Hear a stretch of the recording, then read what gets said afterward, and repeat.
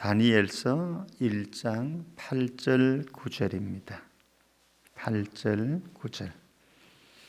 우리 한 목소리로 같이 합독하십시다. 다 찾으셨죠? 자, 함께 읽습니다. 다니엘은 뜻을 정하여 왕의 음식과 그가 마시는 포도주로 자기를 더럽히지 아니하리라 하고 자기를 더럽히지 아니하도록 환관장에게 구하니 하나님이 다니엘로 하여금 환관장에게 은혜와 긍휼을 얻게 하신지라. 아멘.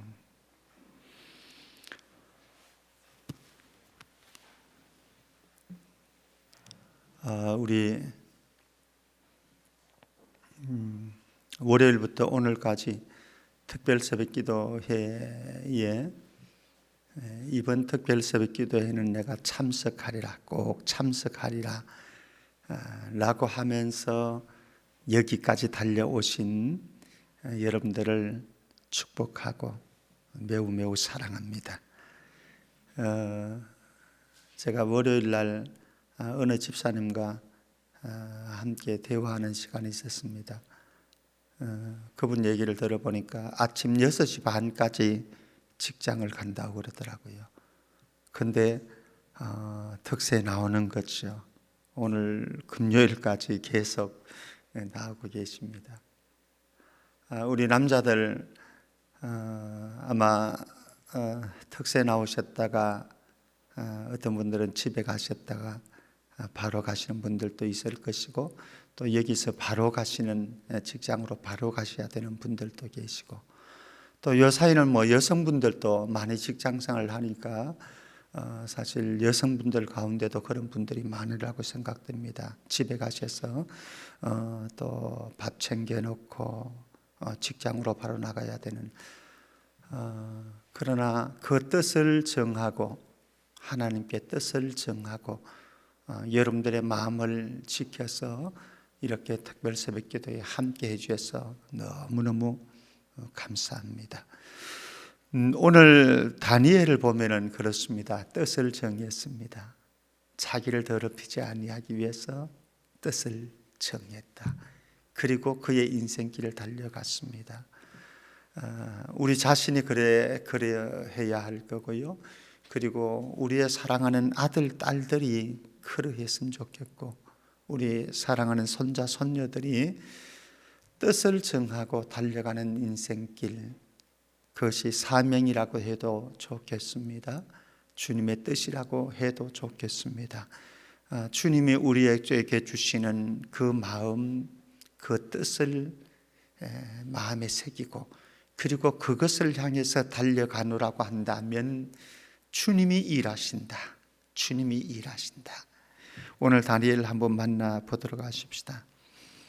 다니엘은 오늘 1, 2절 말씀 보면 암울한 시대를 살아가는 인생이었습니다. 암울한 시대.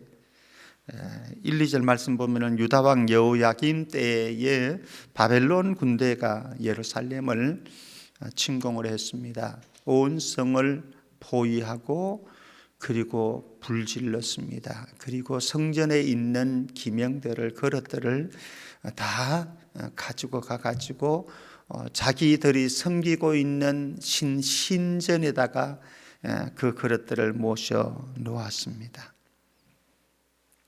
물론 이것은 하나님의 절대 주권 속에서 이루어지는 일임에는 분명합니다. 그렇죠? 이스라엘 백성들이 하나님의 뜻대로 살지 아니하고 율법을 저버리고 하나님을 등지는 삶을 살아가고, 선지자들이 외치는 말씀에 귀 기울이지 아니하고 자기 뜻을 따라서 살아가기 때문에 오늘 2절 말씀 보면 주께서 그의 손에 넘기심에, 주께서 그의 손에 넘기심에, 하나님이 하시는 일입니다마는 쉽지 않은 것이죠. 그때의 다니엘과 그의 세 친구 사드락, 메삭, 아벳느고가 이제 포로로 끌려서 바벨론 땅에 가게 되어집니다. 참 힘겨운 인생길 살아가는 겁니다. 오늘 젊은이들을 보면은 참 마음이 짠하고 아플 때가 참 많습니다. 살아가기 힘든 세대, 수많은 고민 앞에 있는 다음 세대들. 그래서 금수저 인생이니 흙수저 인생이니 자기 자신이 흙수저로 태어난 것에 대해서 원망하고 불평하고 희망을 찾아보지 못하는, 그래서 3포 세대다, 5포 세대다, N포 세대다, 모든 것을 다 포기하고 좌절감 속에 살아가는, 그래서 그들의 마음 속에는, 그들의 생각 속에는 이생망이라고, 이번 생에는 폭삭망했다, 희망이 없다라고 좌절되어 가는 그들. 한 가닥 희망을 찾는 것이 주식이고 비트코인이고, 그것이 아니면 집을 살 수 없고 결혼을 할 수 없고 자식 낳을 생각을 할 수 없다라고 비관적인 생각 속에 시들어가는 그들의 인생들 바라보느라면 참 너무나 가슴이 아프고 속이 상하기도 하고 그렇습니다. 어쩌면 그것이 여러분들의 사랑하는 아들이 걸어가고 있는 인생이고, 딸이 걸어가고 있는 인생이고, 그리고 우리의 손자들과 손녀들이 걸어가야 될 인생인지도 모르겠습니다. 아니, 어쩌면 여러분들이 지금 그 한가운데 서 있는지도 모르겠습니다. 그런데 우리 모두 기억했으면 좋겠습니다. 최악의 상황일지라도 열려있는 길들이 있다라고 하는 것. 우리의 자녀들 살아가는 인생 최악의 상황일 수 있습니다. 여기처럼, 다니엘처럼, 사드락과 메삭과 아벳노고처럼 최악의 상황, 암울한 상황, 현실일 수 있습니다. 그러나 가만히 지켜보면 거기에도 열려있는 길이 있었다. 바벨론 왕은 히브리인들, 왕족들, 귀족들 가운데서 뛰어난 사람들을 발탁했습니다. 그리고 바벨론의 학문과 음식을 3년 동안 먹이면서 가르치면서 바벨론화 시켰습니다. 그래서 그들로 하여금 바벨론 제국을 위해서 살 수 있도록, 그리고 바벨론 왕국을 위해서 살 수 있도록 인재를 양성하는 일들을 했습니다. 그때에 다니엘과 세 친구도 거기에 발탁되어졌고 출세할 수 있는 길들이 열려져 있습니다. 암울한 환경은 맞습니다. 바벨론의 포로가 되어졌고 고국은 엉망진창으로 불태워진 채로 버려져 있는 상태이고, 그리고 그들의 인생을, 내일을 바라볼 때에 인생의 길들이 암울한 것 같지만, 그러나 거기에도 자그마하게 열려있는 하나님의 여시는 길들이 있었더라라고 하는 거죠. 그렇습니다. 우리가 살아온 인생길 이렇게 되돌아보면은요, 암울한 순간 수없이 많았죠. 빛이 보이지 않고 길이 전혀 보이지 않는 오리무중의 인생 속에서 밤잠을 지새웠던 순간들이 하루 이틀이 아니었죠. 그런데 또다시 한번 가만히 되돌아보면 거기에도 늘 길은 있었습니다. 지금 너무 힘든 분들이 계실 거예요. 빛이 안 보이는 분들이 계실 거예요. 내일이, 내 인생에 내일이 있을까? 우리 가정에, 우리 사업장에, 직장에 내일이 있을까? 우리 자녀들의 인생에, 젊은 세대들의 인생에 내일이 있을까? 라고 생각하지만 하나님이 여시는 길이 반드시 있다고 하는 사실 믿고 나갈 수 있기를 바랍니다. 저는 늘 그렇게 생각을 합니다.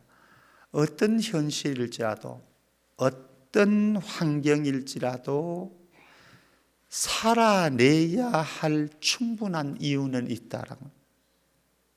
여러분들의 인생에 지금 도저히 주저앉아서 엎드러진 채로 일어설 수 없는 현실이라고 생각되어지지만, 그래서 때로는 죽고 싶다고 하는 생각이 수없이 몰려오고 있지만, 그러나 가만히 생각해 보면 거기에도 살아내야 할 충분한 이유가 있습니다. 여러분들의 인생이 너무나 소중한 인생이고, 여러분들을 사랑하는 사람들이 여러분들의 가정에 있고, 여러분들만 주목하고 바라보고 있는 가족들이 여러분들 주변에 있기에 여러분들은 지금도 앞으로도 일어나야 할 것입니다. 자, 이 속에서 다니엘은 그리고 그의 친구들은 뜻을 정합니다. 이때 3년 동안 왕이 지정한 음식을 먹어야 합니다. 그리고 포도주를 마시게 되어 있습니다. 왕이 지정한 것이어야 합니다. 그런데 이방 세계에서 음식으로 나가는 음식들이 주로 그들이 섬기고 있는 신에게 제사하는 제사용으로 사용되어지고, 그것이 아마 밥상으로 올라가는 것 같습니다. 아마 여기에는 충분한 이유가 있었을 것입니다. 그들이 섬기고 있는 신에게, 제국에게 절대 충성해야 된다라고 하는 것을 주지시키기 위한 아마 작업이라고 볼 수도 있을 것입니다. 그런데 문제가 있습니다. 문제가. 지금 다니엘은 하나님을 섬기는 사람입니다. 율법에 의하면은 우상을 섬겨서는 안 되고, 다른 신을 섬겨서는 안 되고, 다른 신에게 제사 드렸던 음식을 먹이면 안 됩니다. 율법을 어기는 것입니다. 하나님 앞에 죄를 짓는 것입니다. 그래서 다니엘은 오늘 말씀에 8절에 다니엘은 뜻을 정하여 왕의 음식과 그가 마시는 포도주를 주로 자기를 더럽히지 아니하리라, 자기를 더럽히지 아니하리라 하고, 자기를 더럽히지 아니하도록 황관장에게 구했더라 말씀입니다. 자기를 더럽히지 아니하기 위해서 왕이 지정한 음식을 먹지 않기로 결심했습니다. 이거는 매우 힘든 일입니다. 이거 목숨 거는 일입니다. 목숨 거는 일입니다. 우리가 새벽기도 나오든지 안 나오든지 이거는 이 뜻을 정하는 데는 목숨 걸 일은 없습니다. 여러분들이 예배자로 살아갈 건지, 예배를 포기하는 인생을 살아갈 건지 목숨 걸 일은 없습니다. 내가 새벽 2시까지 공부하리라 뜻을 정하고 정하지 않는 것, 이거 가지고 목숨 걸어야 될 일, 물론 우리의 운명을, 우리의 인생의 색깔을 달리할 수는 있겠지요. 어두워질 수도 있겠고 밝아질 수도 있겠고, 그러나 목숨 거는 일은 아닙니다. 그러나 다니엘이 자기를 더럽히지 않기 위해서 왕이 명령하는 음식을 안 먹겠다라고 하는 것은 이건 목숨 거는 일이에요. 출세길이 막혀지는 일이에요. 자기의 운명이 먹구름으로 뒤덮여지는 일입니다. 그런데 그는 뜻을 정했고, 그리고 뜻을 정할 뿐만 아니라 실천력, 행동력이 있었습니다. 그래서 뜻을 이루어갑니다. 이렇게 했더니 9절 말씀 보십시오. 9절. 하나님이 다니엘로 하여금 환관자에게 은혜와 긍휼을 얻게 하신지라.